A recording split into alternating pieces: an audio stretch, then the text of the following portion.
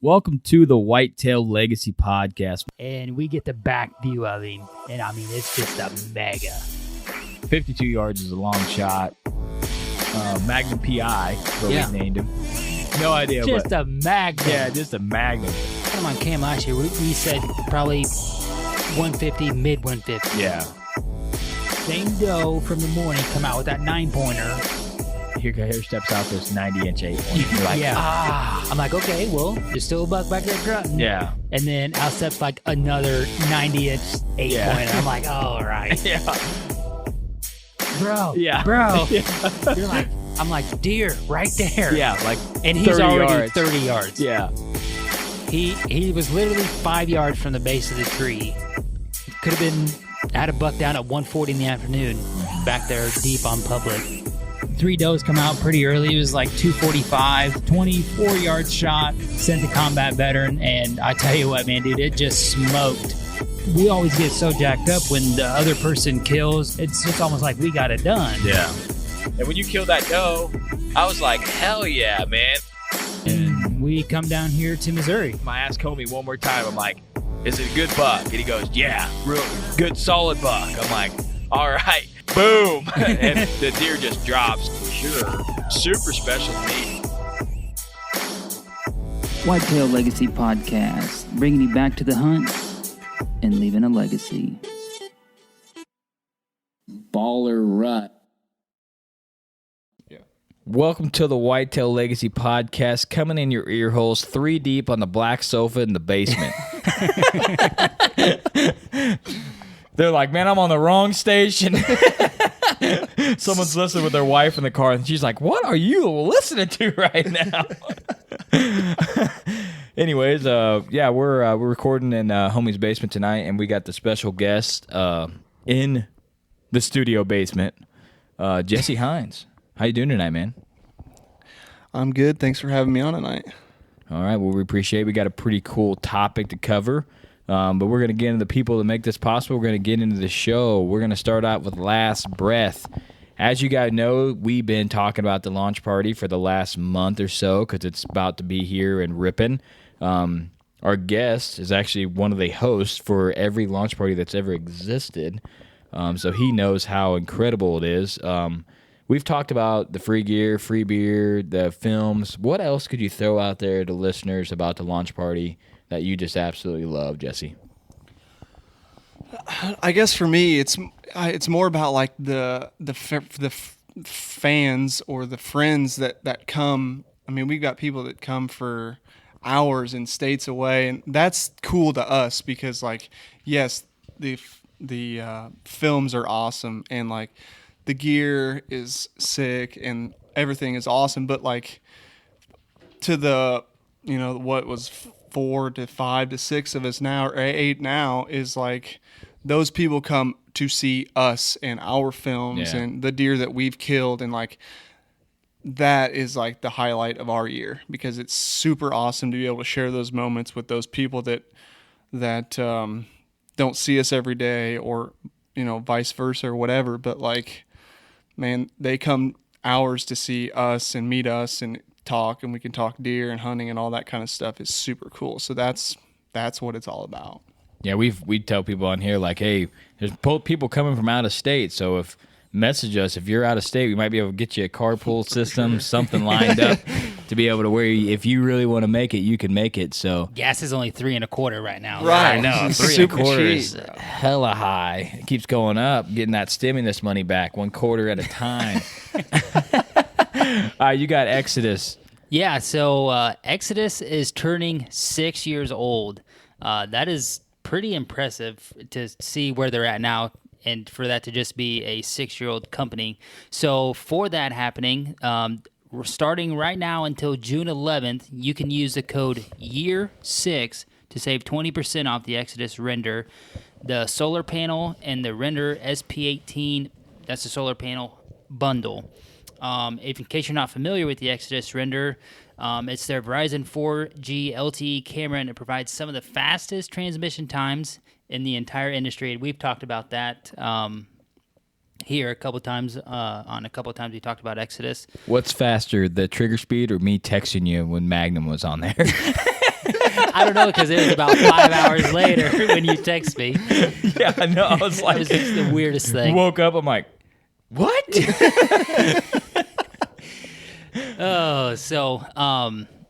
We highly suggest using their new 12-volt solar panel, and it'll work with any Exodus camera, and that's a great benefit. So be sure to check that out.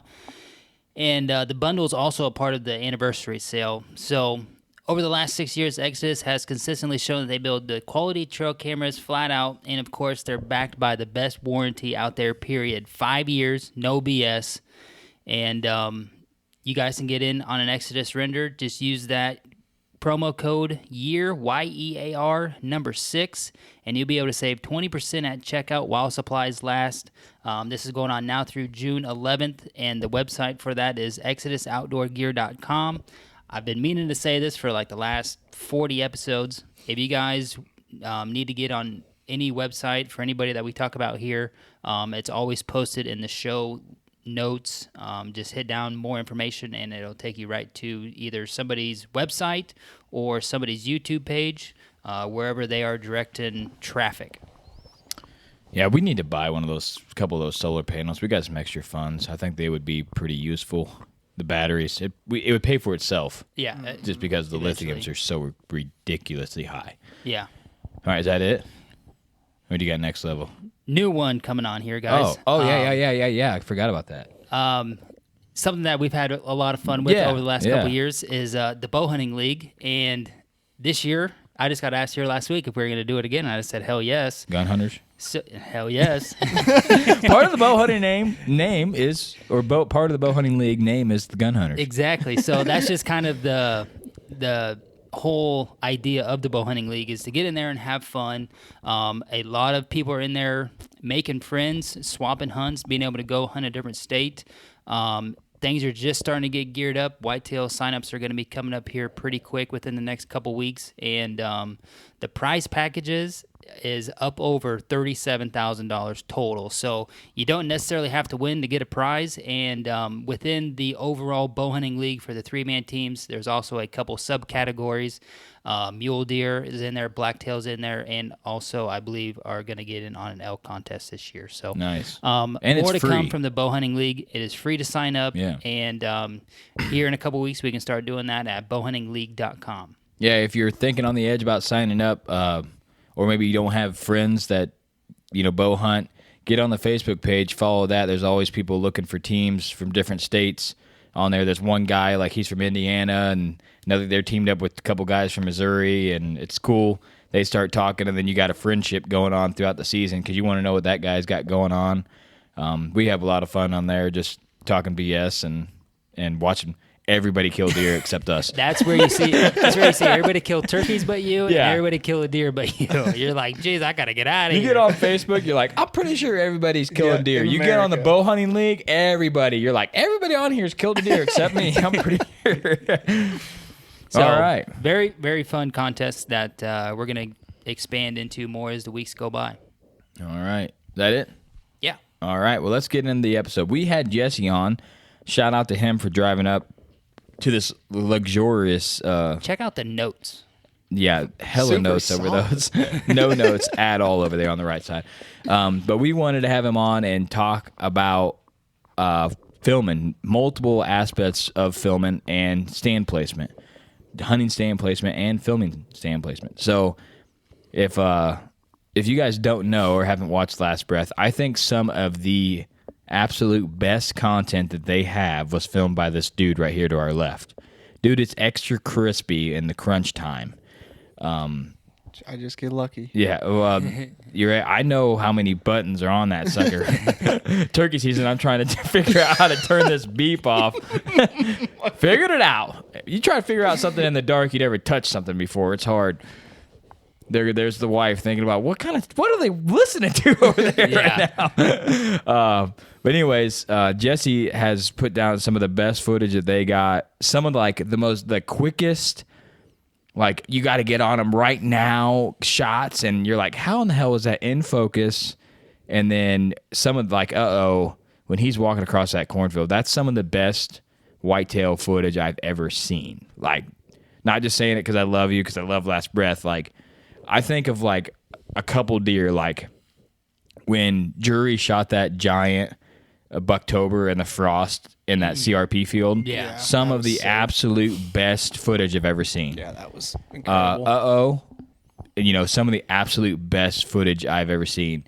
When Yeah, I mean, it's phenomenal footage, and I told like everybody, like we called everybody when we got off, and I said it's the most epic shit you'll ever see. And I don't know if it was the deer that made it so epic or if it was the footage, because like imagine if it was like just a typical 150 walking up there. Yeah. I mean it'd be awesome, but like we're talking a 16-inch drop yeah, time, I mean, like when mid you 170s when you deer. like start seeing the tips, and you're like, because you get like that little, oh, there's a giant over there, you know, and then you don't really, and like you start seeing the tips, you're like, oh yeah, that's solid deer, and then you're like, whoa, okay, I see what we're doing now. We got some serious stuff going on. I think the deer helped a lot. Oh yeah. But, you know, you got him going down. He's extra crispy coming up, and I love how Last Breath does it a lot. They fade it like they're on something, and they catch that focus where it finally catches. You know, you're on the corn stalks, and then wham. That's like, remember the very first time we watched them? We were like, man, they keep rolling the focus. We were like, that is just perfect. We just fell in love with that. But we wanted to have you on because this is the time that people are hanging stands. Like, this is prime time, feed plotting, hanging stands. So if you are self-filming, or you're filming in general, or you're just hanging stands, the guy kills on the ground a lot too. We can talk about filming on the ground later on, but we're going to get into the stand placement. So let's start off with, you know, we're filming, you know, you're the camera guy, and you're always going to have a camera guy with you. How are you going to set up in the tree? Run with it. So what I like to do, and Matt and Garrett and majority of the people that I know at least think about it, is you always have like an A spot where you're like, this is where majority of the deer are going to come through this trail or this pinch or something. So this is where your like top spot is of like shooting. So my goal for as a hunter is I don't want to draw straight at the trail. I want to position myself off like maybe a 30-degree angle, or like even a 45, where I'm drawn across my body, and I can use my body and leverage to pull. I don't want to draw, you know, on your offside hand, you know, so you want your deer coming from your left side. You want to draw. It's the most non-movement of the two, or of the situations where you're not moving your whole body. You just pick your bow up, or if you already have it in your hand, clip on it and draw right back, and you're on the trail. That's for just hunting. Now filming, obviously you have your camera, you have your hunter. Again, like I like to be in a perfect world. If you had every tree you needed to be in was exactly perfect. You want to be like a foot or two above him and offset. My goal is to always be on the right side of a right-handed draw person. So if I was filming you're left-handed, I would want to be on your other side, because like I think of those shots over the shoulder of like you're getting your bow, and like, you know, you've got your bow, and then you can see the deer either walking in or, you know, in the same frame. I think that is like the most epic stuff you can have. Now, obviously, that doesn't work majority of the time, because not every tree is perfect. Most of the trees aren't perfect, so you've got to just work with what you've got. So, yeah, I like to be offset one way, right or left. I do have tree stands that Matt and I sit back to back. So like he'll face, just for example, straight north, and I'll be straight south, you know. So we just got to work with what you're given in the specific tree. Yeah, sometimes we like to be facing the opposite direction, just so you can cover so much more ground. You know, you're not like always looking around, because I hate when you're hunting by yourself and you're like, okay, I got to look back. Now I got to whip back to the front, make sure I don't see nothing, or you hear something back there. And I don't know about you, but when I hear something, I do the slowest move. I'm like, like there's almost something creeping up and, about to attack me. I'm like, what's back there? But another thing I want to talk about, your camera arm. Yep. Okay, this is something that we struggle with quite a bit. Where's the height going? So, do you like to film standing up? Do you like to film sitting down? What's your go-to there? And then what is your height? So, I'm finding that I like mine a little lower, and I was putting it up a little higher. So, I don't know. What do you prefer? I would rather have mine lower than higher. And if the situation, allows itself, which most of the time it does, hardly, there's been a few deer that have snuck in on us, but majority of the time we've seen the deer, we are able to stand up. And Matt and I both, I'm speaking for him, but I know we stand 80-90% of the time anyways, so we're always already standing. But I'm a stander. We run the 4th arrow camera arms. So you put your base on, and then you put the arm into the base. And you have to adjust for your 2 or 3 inches that you get elevated when the arm slides into the slot. I put the base on the tree about belly button height for me. And then the 2 extra inches hits me right in the sternum area or so. And then you've got, obviously, when you throw your camera and fluid head on, then you're even higher. So by the time I'm done, it's just below your, nipple, chest area. And that seems to be the money spot personally for me. Yeah, that's about where we're at. We were running a little high there when we first started, and trying to get it where if you're looking right at your camera. Because I had a bad problem where I'm looking at the deer, looking at the camera, looking all at the the deer. time. I just get as close to the screen as possible, Yeah. because I know if I can't see anything but the screen, I won't look up. Yeah, so to break it down, if you are, if you're setting up to where you're just hunting, you kind of want to you don't want to get that straight on. You want to get some kind of angle on your dominant draw side. Just like that buck last year, he came in on my off dominant draw side, and I couldn't use a tree for cover to draw. He was straight facing me, so I just had to draw into my chest and then bring my bow up. If you have that tree to cover your movement, you can kind of turn a little bit and get that draw before he's coming this way. We were set up on the trail, so he was right there. Sometimes that's what you got to work with, because that may be the only tree that you can get in. That's what so it was. That it tree is what was it is, but terrible to get in. So it was definitely not the perfect tree. It was awful. But I like that, having that angle to where you can use a tree as a little bit of cover, see the deer coming, have it on your dominant side. That's one thing that we always we'll hang the stand and we'll be like, oh, this is perfect for a left-handed guy. Or homie be like, this is perfect for a right-handed guy, man. When you hunt, you're screwed. Yeah. Luckily, you guys are mobile enough. Yeah. You're taking, So you're our riffing permanent stands, we're always like, well, this is good for a right-handed guy, Or we'll go into a spot and be like, well, I could tell Cody hung this stand. Yeah. Oh yeah, Cody hung this one. This is primo. So. But we just moved stand, and then we try to get the camera guy, And one thing that we've been doing is, if you have a tree, we hang in a lot of messed up trees, I guess. But if you have a tree that has 2 limbs, I really like the camera guy to be on one limb and the shooter to be on the other, just because I feel like there's a less chance of you getting in each other's way. When you start bringing all that crap up, you got bows, you got backpacks, you got your jacket. If it's cold out, you might not be having it on. You got junk everywhere in the tree, and most of the time me and homie are in an 8-inch tree, and there's just shit everywhere. And there's been times where I'm like, we got way too much stuff going on. But now, and then I also for me, I like to be behind the tree of where I think the deer's coming in if I'm the camera guy.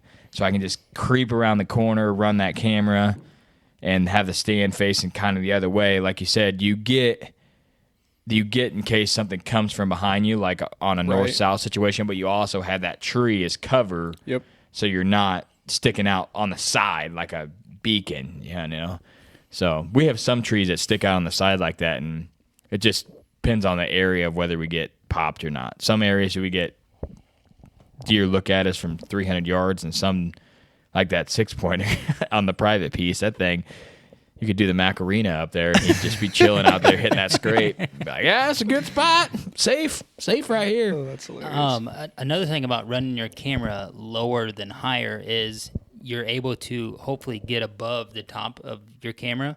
So, like, I mean, I don't know about you guys, but running the cameras when you're hunting is you get about as jacked up as if you were hunting, damn near.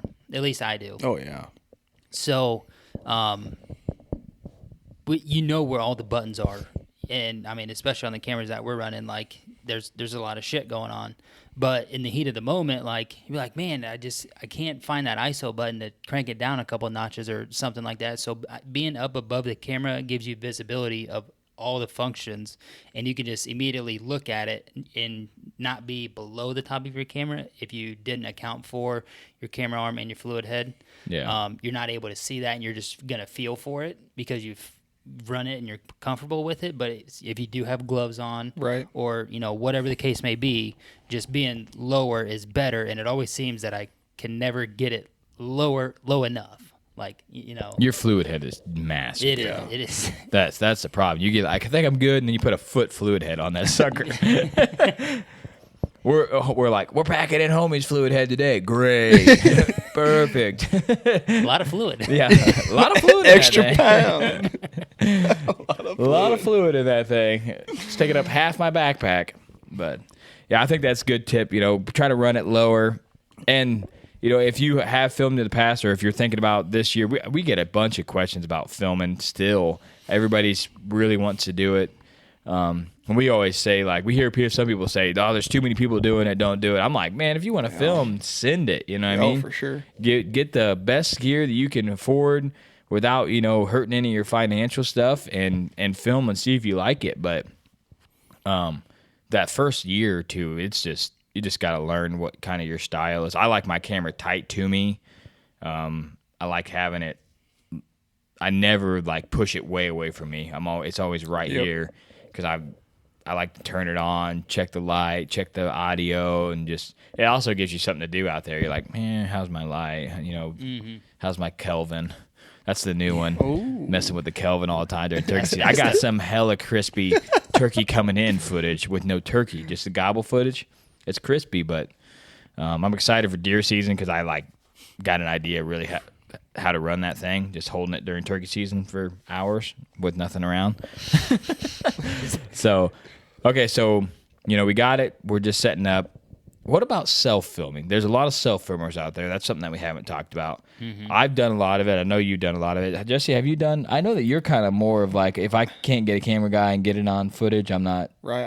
I just won't. You just won't hunt. I've had bad experiences with doing it, and like it's burned my ass. Yeah. So like, I just rather not do it because I get frustrated. But I have done it. Yeah, and it's very hard. So props to the people out there that are doing it consistently and consistently killing deer, because it is not easy. Yeah. So what do you think some tips or self-filmers that we might not have covered already that you throw out there? I run either the biggest or the second biggest fourth arrow camera arm that they have, and just like Cody just said, I have a big fluid head. I have a big DSLR lens that weighs, I don't even know how many pounds, but it's a lot. 7.5. Yeah, it's a load. So one thing that I try to do is not necessarily have my camera bubble leveled in the direct middle. I will have it offset to I'll have the upside towards me. And then I will have my double fold always be on the outside, so then that kind of counterweights it. And you just put the camera facing where your first shooting window is, where you're hopefully going to shoot the deer.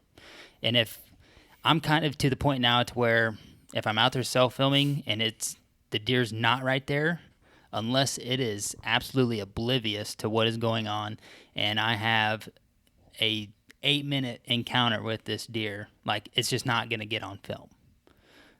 So I just always point it there, and usually that has been pretty solid for me. Like, then I just tap the record button, and it's good. So for me, being just a little bit off level and low, get that puppy down. Like it is, mine's a 2-strapper on the base. So I got to get it down almost below my tree stand seat to get it to where I like it. And I always have my fluid head handle on the right side.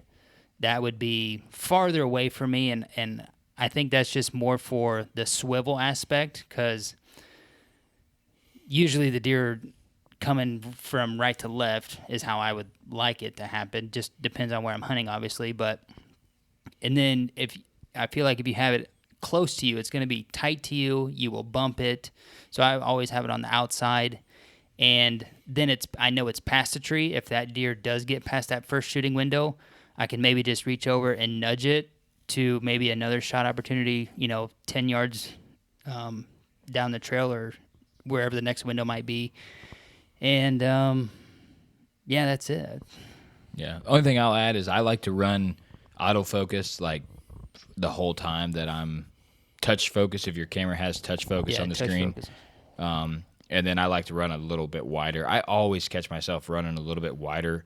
I always think I'm tighter, and then you blow that up on a big screen, and you're like, man, should have got tighter, But when you got it on that little screen, you're like, oh, yeah, this looks pretty good, it's pretty tight. And then I always like the shots where you get some background, but I always want that eyeball shot too. Yeah. I want that tight, but I want a little mixture of both. So I always catch myself running a little wide, especially when I self-film, just a little bit more buffer, and then auto touch focus if your camera's got it. If you can kind of set it up to where there's not much in front of you. And then some of them got tracking focus too, which mine's got tracking focus. It's something that I've never used, but I'm sure if I tried it, it would be pretty solid. But it seems like when I'm self-filming, I'm always set up to where I might have a little bit more time than, and like I said, if you don't have the time, you're just not making it happen. Mm-hmm. So, yeah, I think that pretty much covers the self film. What you got? One thing you said there is about, just being on that little tiny screen on your camera to know like how tight you actually are. One thing that we've talked about is getting a viewfinder, and we have yet to do it. I've asked Garrett and Grant, what their thoughts on it are, and they've talked about it, but they haven't done it yet. And it's just another thing to pack around. And another thing to draw power. And if you are just a cameraman, I feel like it is like the screen is sufficient enough on the camera. I've heard that a lot of times what is shown on those monitors isn't what's actually happening on the camera too. Yeah. So you would hate to have something that you're like, oh yeah, I'm in the money, it looks good, and then it's dark, or because you got the brightness turned up on the screen, right? And you're like, okay, this is good, this is crispy, and then you get it, and should have been, shutter speed should have been a little lower or something, Right. So Jesse, what are your thoughts on a viewfinder? Real quick, I want to touch on the self-filming thing, and then I will jump over to the viewfinder. But like, I don't know if you caught it, but homie kind of said it there on real quick. But like, put your tree arm lower than if you were actually filming somebody, because you're doing everything. You're trying to kill this deer by yourself and film it. So literally, the less movement, you've got even less. You got more to worry about with less movement, and you can get by. So if you can even put it down to like, where your hand reaches to the bottom of your leg or whatever, and so you don't move like a little bit. You can do it sitting down, right, and get on the deer, and but like you draw, if you're right-handed shooter, you draw with your left hand. Your bow hand is your left hand. Mm-hmm. If you shoot like you, Cody, your bow hand's your right hand. So put your camera on your dominant side, because you've got your bow in your other hand, and then you can run your camera with your dominant hand, and you've got more movement that way. Yeah, that's how I always set up is, I'm always trying to mess with my camera with my left hand, which is my dumb hand, but I just have to shoot with it, you know what I mean? Right. So I'm like, click, click, click. Yeah. Like, why don't you work as good as my right hand? Some people don't know that. Like when I did self-film, like I tried to put it on my left side, Yeah. And then I've got my bow on my left side, and I'm like, man, You're gonna have to move the I'm an camera, idiot. then Yeah. get the bow. Yeah. So And but before you get off the self-filming thing, one last thing is Or you're doing this. I have the last couple years just been putting my camera to sleep, not actually powering it off. Sometimes with the DSLR, you can get the mirror or even just the lens itself, little noise when it's powering Your old on. camera had hella noise, bro. Old camera was bad. Sound like someone out there So I've just, slapping. I know. I've Buck just been slap. letting it go to sleep, and then all you got to do is just like half press the record button. It'll wake up super fast, and then you just go full push on the record Yeah. button, and then you're recording, and you've literally not done anything. yeah. That's a good tip for self filmers. If you got the battery, you're not running an older camera or an older battery, put it in sleep mode, and then you don't have to. Because like you said, some of the cameras turning on, like the DSLRs, They're loud. and the button is kind of shitty. Like Yeah.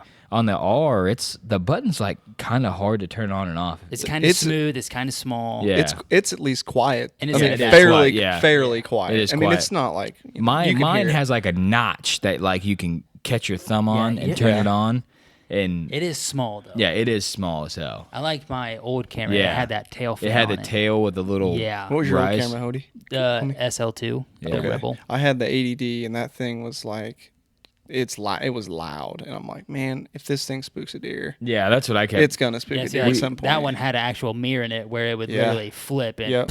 you could hear that thing probably Yeah. 5 trees over. Yeah. Every time I do it, I'd be like, oh. But when we were in Missouri, the deer didn't care at all, So we got that fawn just me, or that doe just Doe, me yeah. right in front of us. We're over there flipping that.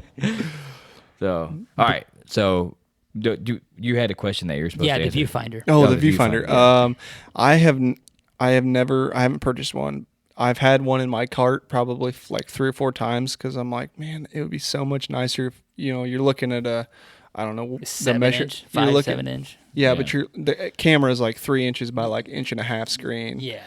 And I'm like, man, I could tell if it was in focus so much Mm-hmm. better and easier if it was like, a 5x7 screen. But like you talked earlier, like the whole, if you've got the brightness turned up too high on that thing, and it looks crispy, and you get it back home and you throw it in the laptop and you watch it and you're like, Yeah, Oh, messed God. up here. Yeah, So and the extra expense and just the packing it in, and it's just I've another just never wire, done it. another thing to draw. You either got to put batteries in it or draw Yeah. power off your camera.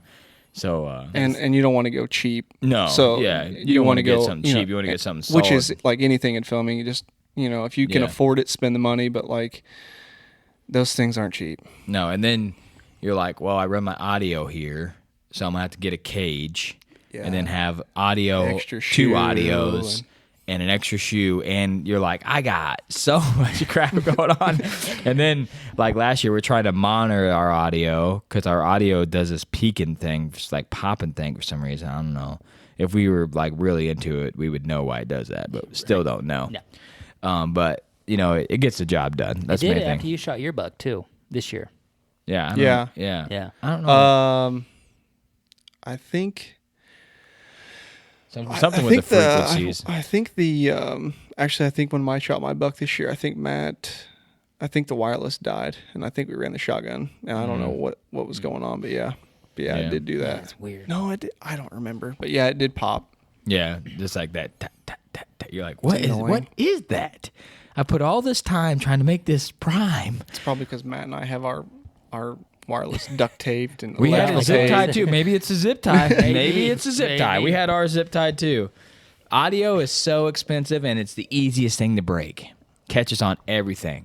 Put a guy in the woods and then make him wear a cable that drapes down his clothing. The cable is so long. Yeah, not a good idea. Yeah, why they must have made that for some tall ass people.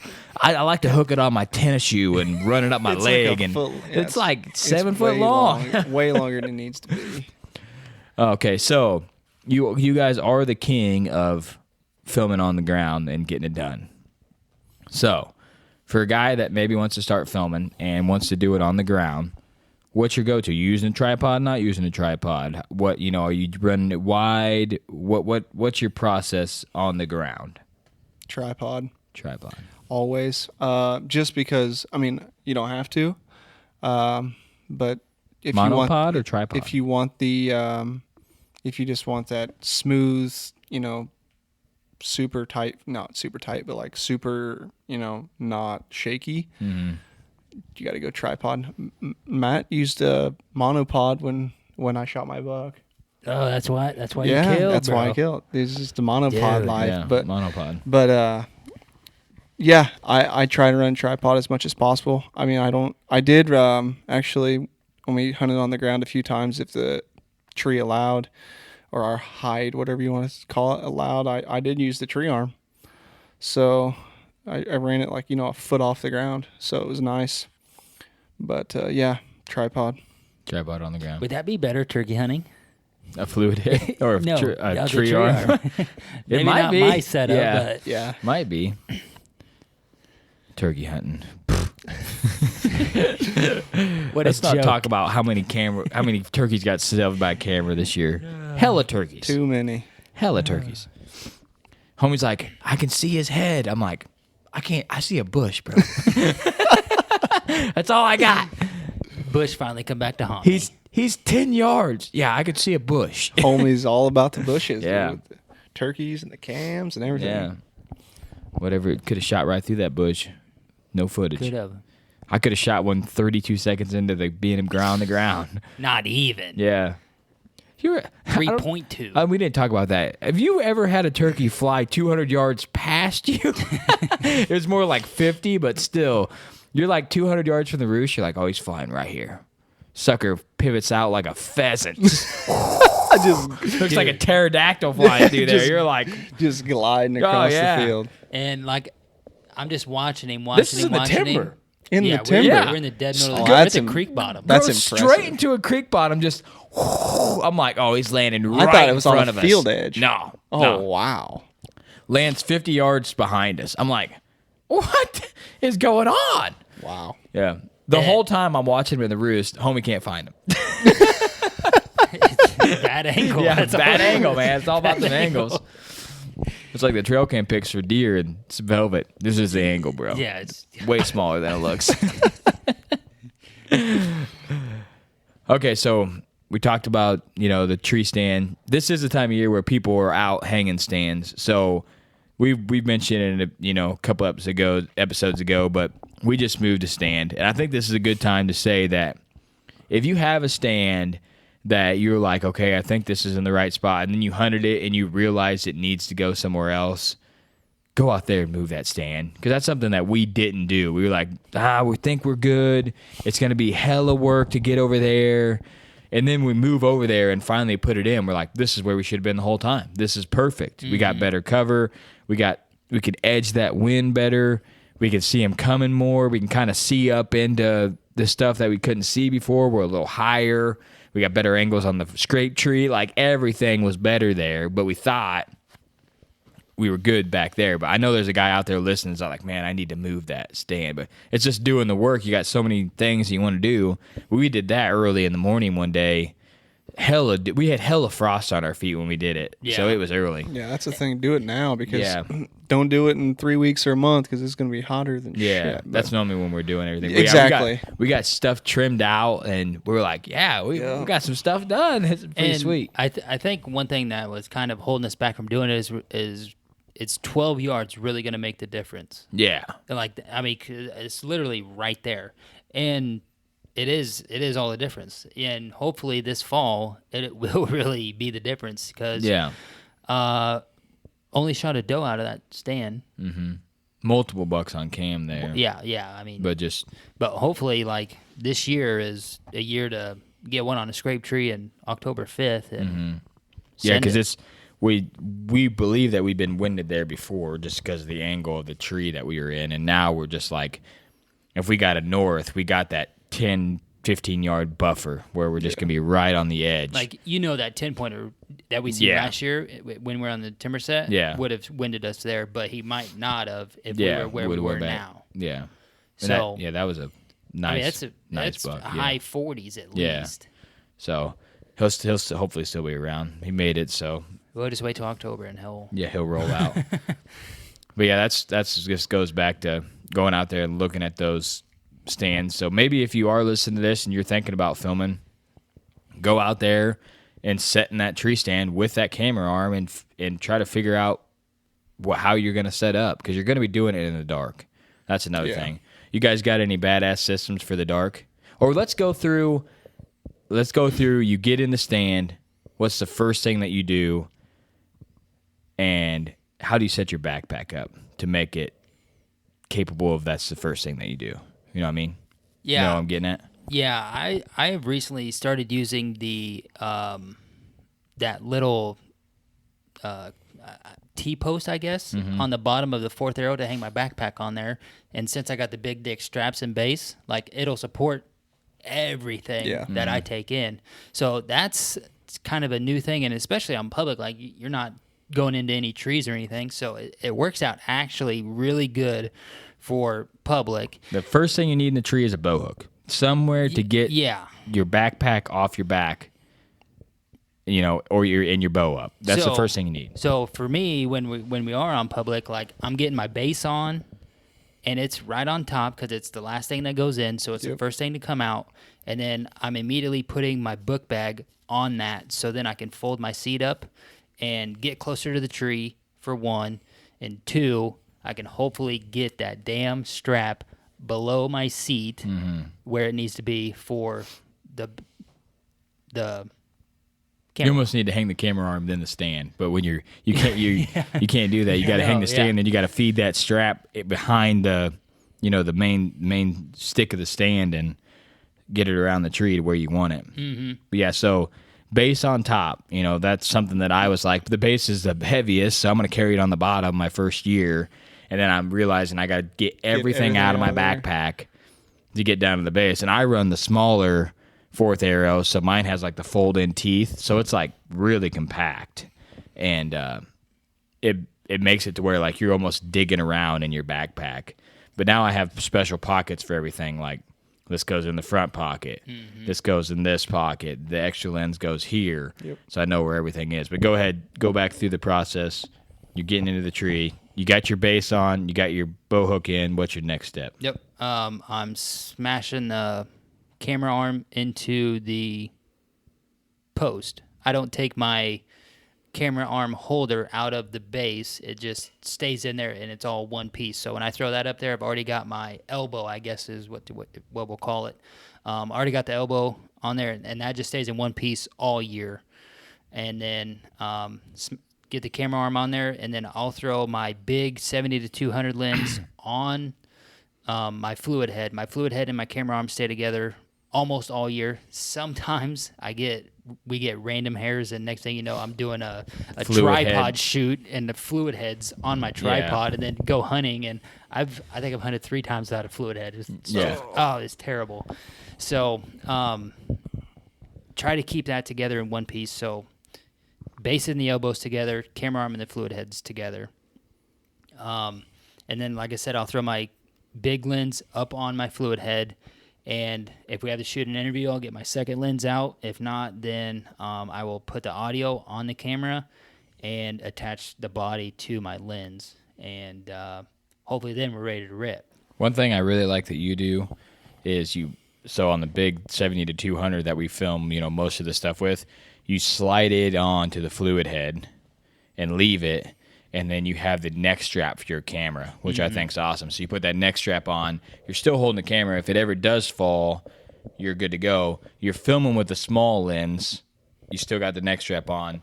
You let the camera down, take off the small lens, and then go right to your big lens. That's something really good that you do that takes a lot of steps of digging this lens out, putting it on, putting the caps back on, putting it back in the backpack. Because you don't want to put that in there without caps on, jingling around. But yeah, you put that on the fluid head, and it's sitting there ready to go. So if we were mid-interview, you could literally flip to the 70-200 with a little turn of the camera and be ready to film.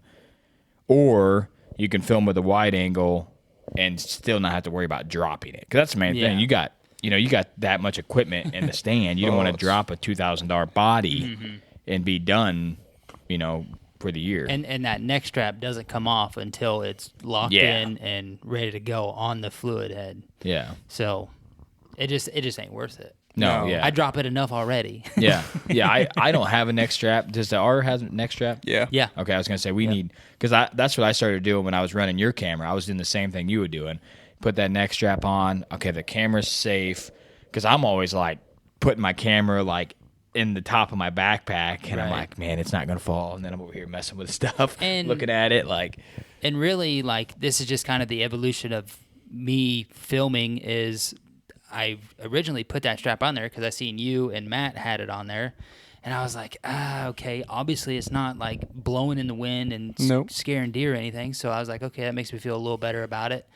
And I wasn't filming enough, like at the truck getting ready. Cody's ready 10 minutes before I am anyway, so I'm not filming shit when he's hunting. But like walking in and stuff, like I don't have hardly any of that for 3 years ago. But the last 2 years I've gotten better. Last year I feel like I crushed it.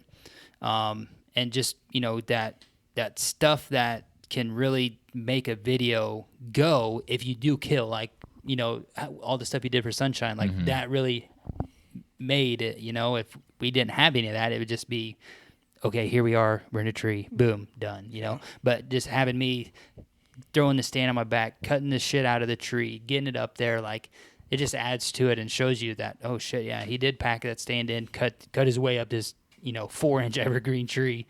And having that camera out and on your neck is it gives you the ability to get that stuff. Yeah, because you think, I'll put it in my backpack, I'll get it out when we need it.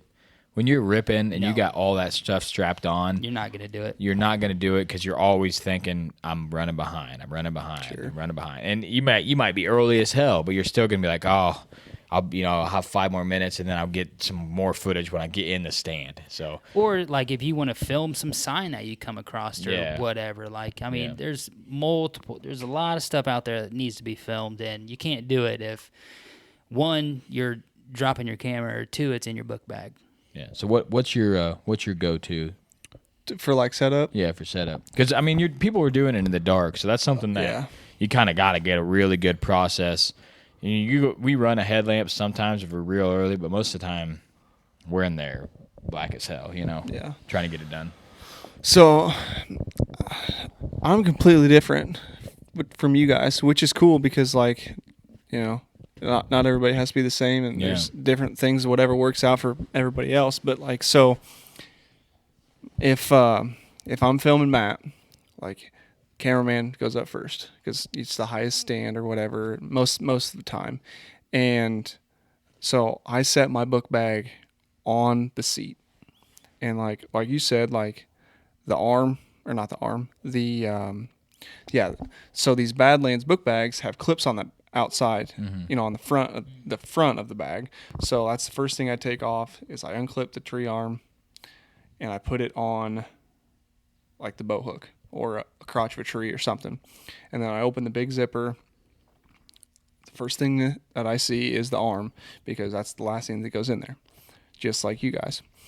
And then I get it to where I want it to be on the tree, which is, like I said, just below or right at my belly button. Zip it in there. Usually I'll wait until Matt gets up there because, like, that way there's 2 extra hands. So I'll flip the ratchet around to him, or the strap to him. I'll feed it through, and we'll slowly crank the first one. And we get the first one in, usually the top strap, and then we'll do a few other things. And then, because I know that arm is going to stay there if there's at least 1 strap on there. So I'll get, then I'll probably take my book bag off the strap or off the seat, because I've got everything out right now that I need, because I've got the camera on my neck, the arm is on a bow hook or in the crotch of a tree, and then my fluid head, or not my fluid head, the base for the 4th arrow is on the tree. So I'll take my book bag, put it on the book bag holder, wherever I'm going to hold it for that hunt, flip the seat up, get the second one going, flip it around to him. Him or I'll ratchet strap it whichever way it needs it to be, and then grab that arm wherever it's at, put it on there, and then that's for like a morning. So And the last thing to come up is the bow. So Matt gets everything. If he's hunting, Matt gets everything he's got ready, and then the bow comes up. So that's just the way we do it, because obviously if you're self-filming, you don't have 2 extra hands. But I like the seat because it's right in front of me and it holds itself, and I don't have to worry about it slipping off or, me trying to find it in the dark. I can feel it with my body because it's right in front of me, and I know Matt and I have the order of like, this is where this is in the book bag. You've got that little 4th arrow has that where you can adjust the level of that head. So that's always on the right hip pocket of the tree, of the book bag. You don't have to, in the dark, you can't see. We will, to get the head level, he'll whip a phone out, and we'll use just the screen light, not the flashlight, but the screen light to like, okay, now I can see it. It's level. Crank that sucker tight. Ready to rip. Yeah. The new 4th arrow, the one I got, doesn't have that tool. It's just a twisty knob. Does it stay tight? Yeah. It held held his camera. Yeah. Interesting. I was like, I need to get that. Yeah, so we're just gonna run it from now on. Yeah, I bought it last year. I was like, I think the arm is 3 or 4 inches shorter. Yeah. But it didn't seem to hurt us at all. But yeah, you can just twist that knob and adjust it and then twist it back. I'm surprised it holds. That's cool. Yeah, and it held his full body, and we were running 2 audios at that time, and it held it with the 70 to 200. So I don't remember what arm we have. It's not the light arm, but it's not the beefy buck. I didn't get I think the it's carbon. the Stiff Arm Pro. Yeah, I didn't get the carbon arm stiff because arm. I have the super long arm. Yeah, we don't. Ours is With like the dovetail. I have the dovetail. ours is it's a beefy arm, like because it'll hold some stuff like weight wise. But like Matt and I run.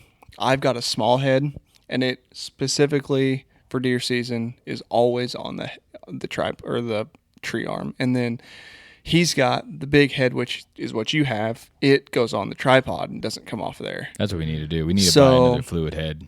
So like we don't ever have that kind of moment where we're like, we don't have the tree, fluid head. We've always, no matter what, we need don't buy have to a worry nice about salt, switching 'cause back and mine's kind forth. Mine's It's kind getting of janky. It's getting kind of janky. It's been beat up.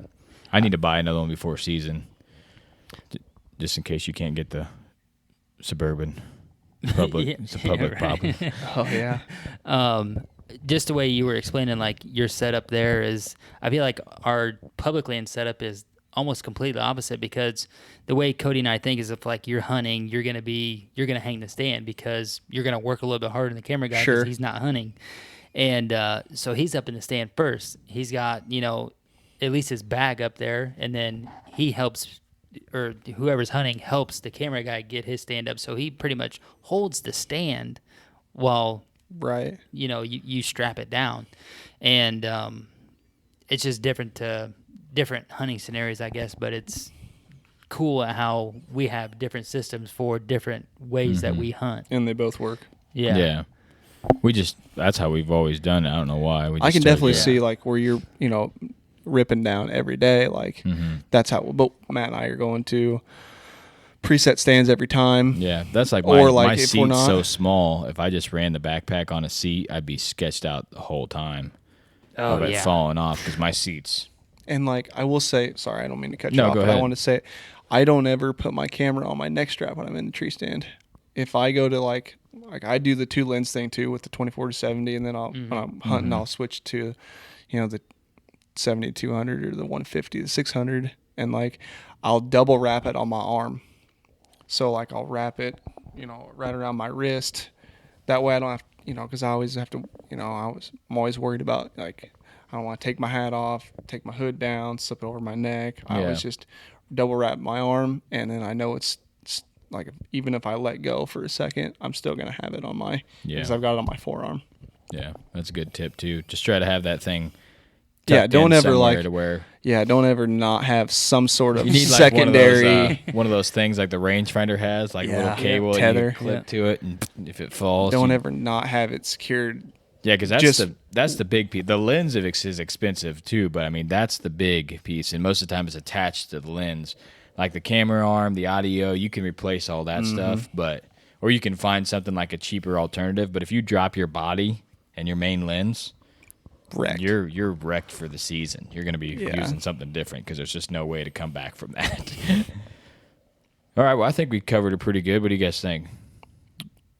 Yeah. Pretty good? Sure. All right, well, we appreciate you coming up, Jesse. Kind of late night, coming up, hanging out in the basement with us, talking a little filming. We knew you'd be a good guy to do it. Like I said, you got to check out some of his personal work on Last Breath. Guy's been putting down some crispy stuff. He's pretty humble about it, but I don't know how many questions I've asked you about filming. Open book. And he's always come through and helped me out. But like we always say, try to do the right thing and leave a legacy, and Whitetail Legacy is out.